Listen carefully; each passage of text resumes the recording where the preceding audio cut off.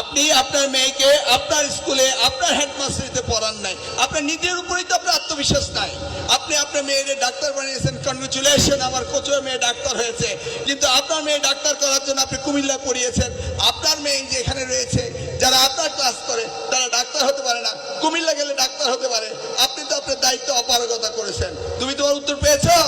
না স্যার, পরিবেশ তো স্যার তখন আমার বাসা ছিল ওই জায়গায়, মেয়েদের ভিতরে এখানে আনা সম্ভব হচ্ছে না, তাই অনুকূল পরিবেশে থেকে লেখাপড়া করাতে হচ্ছে।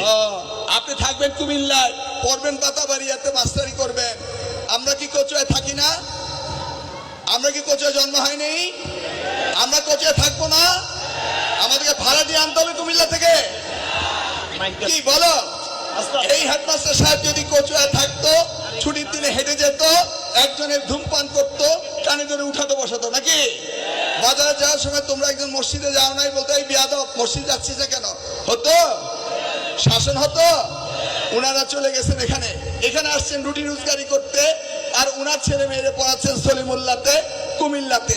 এটাই হচ্ছে আমাদের দৈন্যতা, এটাই হচ্ছে আমাদের অপসংস্কৃতি।